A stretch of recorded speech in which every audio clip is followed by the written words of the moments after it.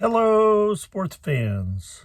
Welcome to RVing with Luck. I'm Ralph Luck. Thank you for joining me today. Ninja's here somewhere.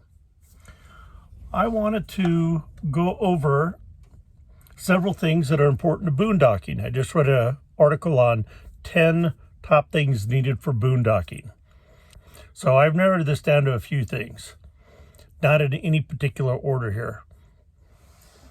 So let's get started.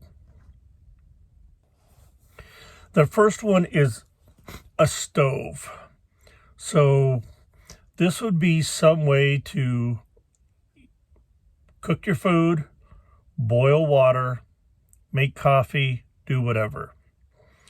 This could be anything like in my RV where I've got a 3-burner propane stove, or it could be a 2-burner Coleman type stove you set up outside on the table, preferably, although you could use the ground. Or like I bought recently another, if you watch a previous episode, I left the brand new one in storage. So I bought another single burner propane stove, powered off of those yay big green propane tanks. Both of those purchased at Walmart.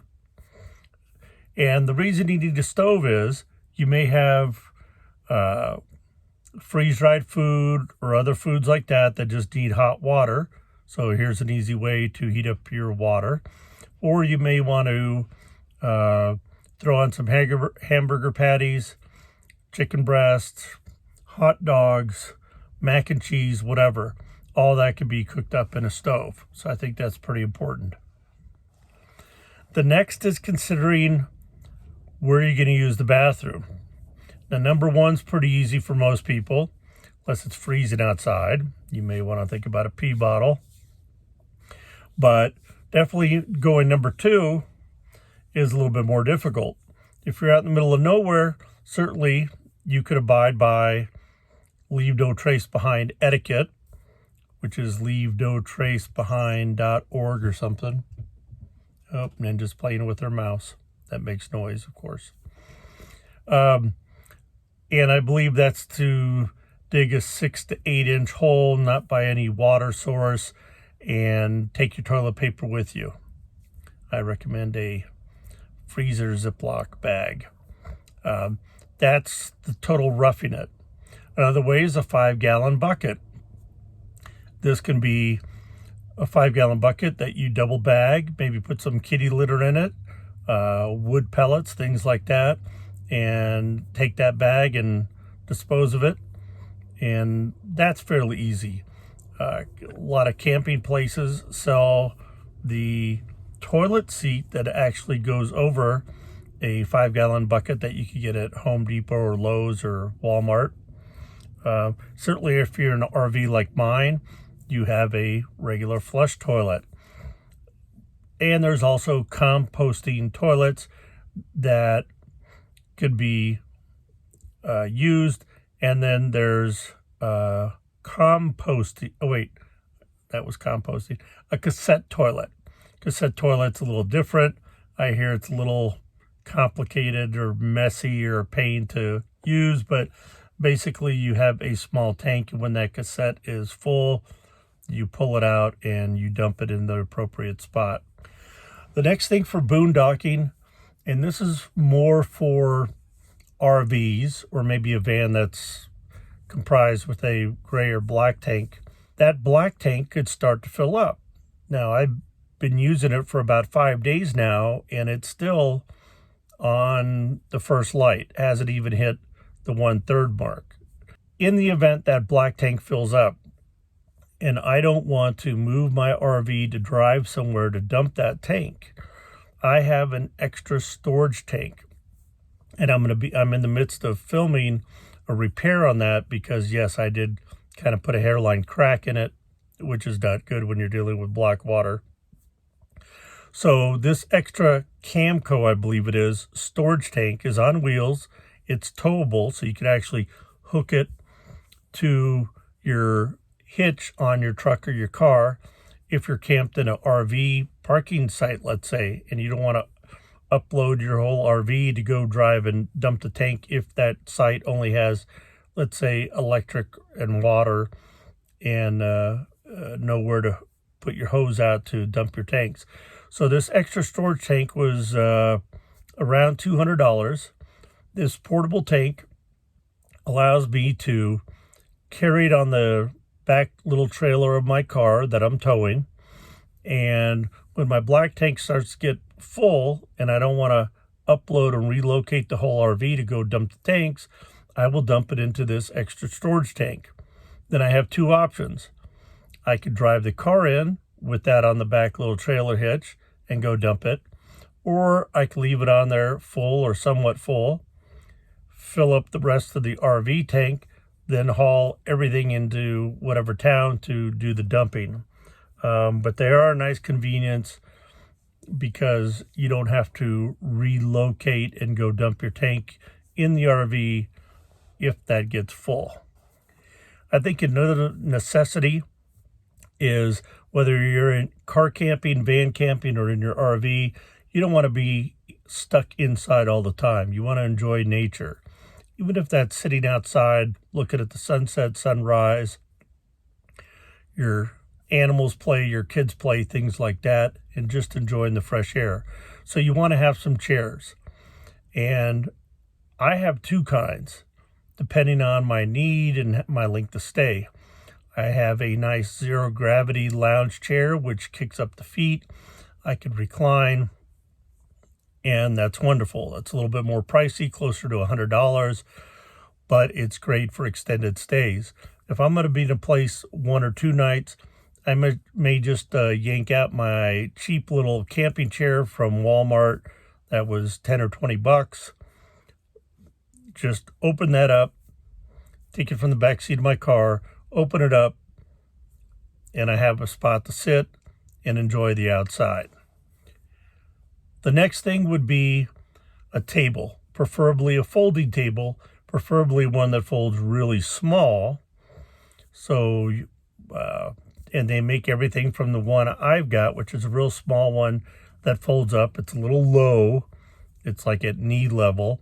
I'd recommend a little higher one, but one that you could do a couple of things on. One that if you have a double burner Coleman type stove or a single burner stove, you could cook on it.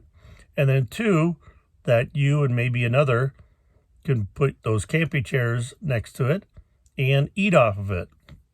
You could also prepare your food on it. You could also set your drinks on it while you're outside with your chairs and have this nice folding table. But some sort of a table just to make things a little bit more comfortable for you. One thing not necessarily included, but as an extra thing to think about is, and I believe I did a video on this a while ago, is an extend-to-stay system for your propane. What this is in your RV tank, where your propane tank is mounted and goes into your house for your, let's say like I have, propane grill, propane heater, which I've used tonight because it's in the 30s, used it a little bit, is that just like a black tank, when that propane's gone, if you don't have an extended stay, your only option is to drive into town and get more propane and come back. So you're kind of pulling up stakes, getting things packed up and going on the road to get more propane. The extended stay is a T that allows a hose to go off. You turn off the propane to the RV. And what I do is the opposite of what they recommend. They recommend using all the propane in your RV and then extend your stay by tapping in with that hose to other portable propane tanks. Well, my thought is, why not do the opposite? So I'll carry 2 5-gallon propane tanks, which are like a barbecue propane tank. I'll use one. When that runs empty, I use another. And when those 2 are done, I'm like, okay, I've got 10 gallons of propane in my RV tank. That's the permanent mounted one. This should last me the next couple of days until I'm ready to pull up and get out of town. Then I fill up those portables plus top off the permanent one on my RV. A couple of side notes to think about is your power. These are just gee whiz things to think about. Do you need a generator? Do you have a generator in your RV? How much gas does that take, or diesel or propane or whatever? Or if you have, like some friends, a separate portable generator, what gas is that taking? Do you have extra gas? Speaking of extra gas, I like to carry a couple of gallons extra in case I'm in the middle of nowhere and need some for the RV for a multitude of reasons. And then the other thing is solar and portable power stations. Do you have a Balder, Jackery, Blue Eddy, things like that to give you some extra power? And do you have solar panels? And then speaking of solar panels, do you have any on your vehicle that you could set out, charge your batteries to give you extra power and prolong your stay? Me, I have 480 watts on the roof. So during the day, even on a cloudy day, I'm topping off my 2 house batteries to the maximum. And then I know I have lighting like this up above and my night light on the oven and everything I need because I've got solar on the roof. So sports fans, I hope this gave you a few things to think about if you're going to be out boondocking.